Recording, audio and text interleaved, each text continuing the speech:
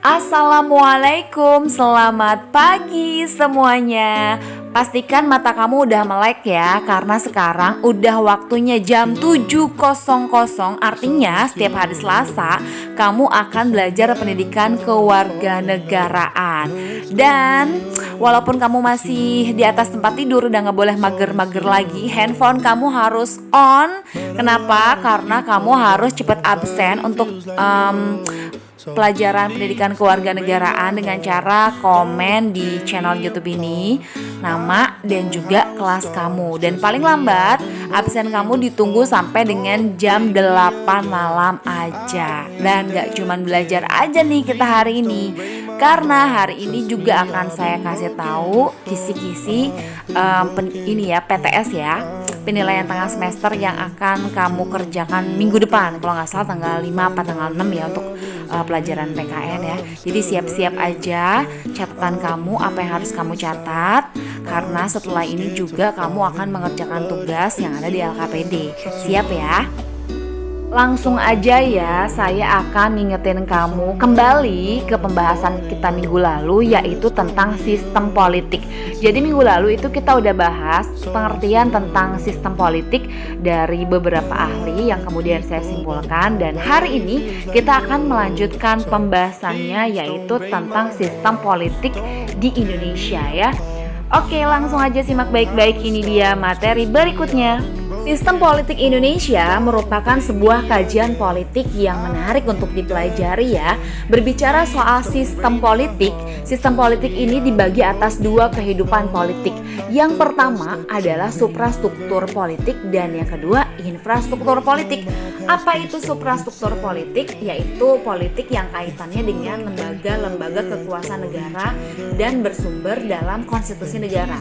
Sedangkan infrastruktur politik itu suasana kehidupan politik masyarakat. Nah, kamu belum ngerti? Oke, kalau kamu belum ngerti, saya akan jelasin lagi lebih detail ya. Oke, kita bahas satu demi satu ya. Kamu bisa lihat penjelasan yang saya kasih di slide. Jadi suprastruktur politik pada intinya adalah suasana kehidupan politik pemerintah ya, yang berkaitan dengan lembaga negara. Suprastruktur politik disebut juga politik formal. Kenapa? Karena lembaga yang menjadi suprastruktur politik adalah lembaga yang sah membuat keputusan atas nama negara. Sedangkan infrastruktur politik adalah suasana kehidupan politik masyarakat yang menjadi alat kontrol lembaga negara. Infrastruktur politik disebut juga politik informal atau nggak resmi ya. Kenapa? Karena lembaga yang menjadi infrastruktur hanya memberikan input atau masukan kepada lembaga suprastruktur. Jadi intinya lembaga infrastruktur memberikan masukan kepada suprastruktur, kemudian suprastruktur yang nantinya akan membuat keputusan yang sah atas nama negara demi kepentingan rakyat bersama. Jadi saling berkaitan ya guys. Oke, biar lebih paham lagi ya, lihat deh slide yang ini. Ada perbedaan suprastruktur dan infrastruktur. Nah, tadi kan saya udah bilang ya, kalau suprastruktur itu politik yang berkaitan dengan lembaga negara. Politiknya formal karena sah membuat keputusan atas nama negara. Apa saja lembaga suprastruktur? Lembaga suprastruktur terdiri dari lembaga legislatif, eksekutif, dan yudikatif. Sedangkan yang baru saja saya jelaskan itu adalah infrastruktur. Perhatikan baik-baik perbedaan supra dan infrastruktur politik ya. Kalau suprastruktur itu politiknya pemerintah, kalau infrastruktur politiknya masyarakat. Kalau suprastruktur itu kaitannya dengan lembaga negara. Kalau infrastruktur kaitannya dengan alat kontrol lembaga negara. Suprastruktur itu disebut politik formal, sedangkan infrastruktur disebut politik informal.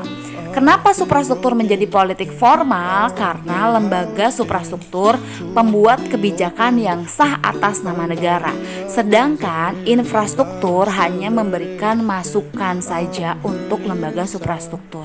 Begitu. Nah, jadi apa saja yang termasuk lembaga infrastruktur? Yang pertama ada partai politik, terus yang kedua ada interest group, ada pressure group, media massa atau media komunikasi politik, ada kelompok pelajar dan figur-figur politik yang lainnya. Nanti kita bahas satu-satu ya. Jadi pembahasan yang panjang ya pertemuan sekarang. Diingetin lagi deh, kita ke suprastruktur lagi ya. Jadi intinya kalau suprastruktur politiknya pemerintah, dan suprastruktur politik di Indonesia itu berdasarkan Undang-Undang 1945 hasil amandemen. Yaitu yang termasuk suprastruktur adalah kekuasaan legislatif, kekuasaan eksekutif, dan juga kekuasaan yudikatif. Masih inget dong ya sama apa itu legislatif, eksekutif, dan yudikatif? Kalau nggak salah udah pernah dibahas di pertemuan awal. Tapi diingetin lagi deh, lembaga legislatif itu adalah lembaga yang punya tugas pokok membuat undang-undang. Di Indonesia sendiri itu dipegang oleh DPR RI. Nah, sedangkan lembaga yang mempunyai tugas untuk melaksanakan undang-undang itu disebut eksekutif, dipegang oleh presiden. Dan terakhir, yudikatif itu lembaga yang mempunyai wewenang untuk melakukan pengawasan terhadap jalannya undang-undang, dipegang oleh Mahkamah Agung dan juga Mahkamah Konstitusi. Biar lebih jelas lagi ya, berikut ada bagan lembaga suprastruktur. Jadi lembaga-lembaga ini adalah lembaga yang sah membuat keputusan atas nama negara.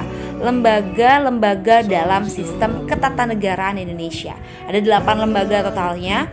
Yang pertama adalah BPK atau Badan Pemeriksa Keuangan. Yang kedua Presiden, yang ketiga Dewan Perwakilan Rakyat atau DPR, ada Majelis Permusyawaratan Rakyat atau MPR, ada Dewan Perwakilan Daerah atau DPD, Mahkamah Agung, MA, Mahkamah Konstitusi, dan juga Komisi Yudisial.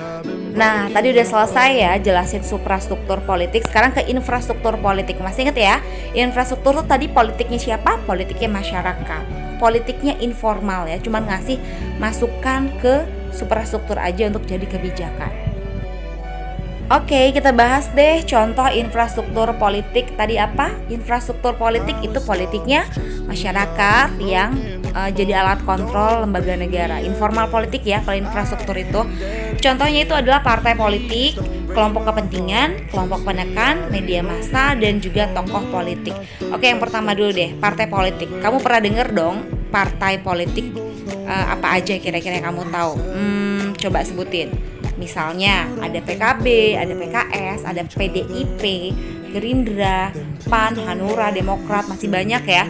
Nah, mereka itu disebut infrastruktur politik. Kenapa? Karena anggota dari partai politik itu adalah masyarakat yang kemudian mereka itu ngasih masukan tuh buat suprastruktur politik ya. Yang kedua adalah organisasi masyarakat atau ormas. Pernah dengar ormas di sekitaran lingkungan kamu? Pernah nggak? Pernah nggak? Jadi, organisasi masyarakat adalah organisasi yang didirikan dan dibentuk oleh masyarakat secara sukarela dengan tujuan dan pertimbangan tertentu.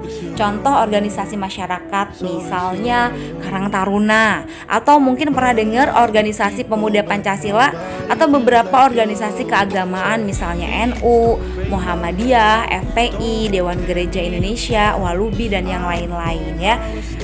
Itu adalah salah satu contoh ormas atau organisasi masyarakat. Berikutnya yang termasuk infrastruktur politik adalah kelompok kepentingan. Nih, kelompok kepentingan itu adalah organisasi yang berusaha mempengaruhi kebijaksanaan pemerintah tanpa berkehendak memperoleh jabatan politik. Misalnya, kelompok yang mempunyai kepentingan terhadap kebijakan tertentu itu dari organisasi profesi. Misalnya ada Aliansi Buruh Indonesia, pernah dengar itu ya? Nah, mungkin kamu pernah dengar tuh yang buruh tolak RUU apa gitu ya. Atau mungkin ada organisasi yang lain, misalnya Persatuan Wartawan Indonesia, Persatuan Dokter Indonesia, Himpunan Pengusaha Muda Indonesia, dan yang lain-lain ya. Itu termasuk golongan kepentingan. Berikutnya ini kelompok penekan ya. Kelompok penekan itu merupakan golongan yang mampu menekan pemerintah untuk melakukan kebijakan tertentu. Misal yang kamu lihat di slide ini adalah kelompok penekan, yaitu gerakan mahasiswa yang menekan pemerintah untuk melakukan sesuatu terhadap fenomena atau masalah yang terjadi yang sedang bergejolak di dalam masyarakat. Wah, ini emang bahasannya panjang banget dan menarik banget ya. Mudah-mudahan kamu juga lebih paham. Berikutnya terakhir yang termasuk infrastruktur politik itu adalah media massa. Media itu merupakan jendela dunia di mana rakyat bisa tahu apa yang terjadi di dalam kehidupan politik. Media itu bisa dari internet ya, dari koran, dari televisi, radio, atau apa aja yang bisa dijadikan jembatan pengetahuan antara rakyat dengan dunia luar gitu ya. Oke, cukup sekian dulu penjelasan dari saya. Kamu simak tadi video saya baik-baik, kemudian catat yang penting-pentingnya untuk bahan kamu mengerjakan PTS. Kemudian setelah ini jangan lupa dibuka LKPD-nya, dikerjakan tugas dua-duanya yang minggu lalu tertunda. Dan untuk soal PTS sendiri itu kamu tidak usah menghafalkan bab sistem politik. Jadi sebelum sistem politik saja kamu hafalkan. Setelah itu sistem politik kesini yang minggu kemarin dan minggu sekarang tidak usah, karena tidak termasuk dalam soal PTS. Jangan lupa untuk hari ini subscribe yang belum dan komen nama kelas kamu untuk pengabsenan mata pelajaran pendidikan kewarganegaraan hari ini. Dan saya ucapkan terima kasih, selamat bekerja, dan wassalamualaikum warahmatullahi wabarakatuh. Bye.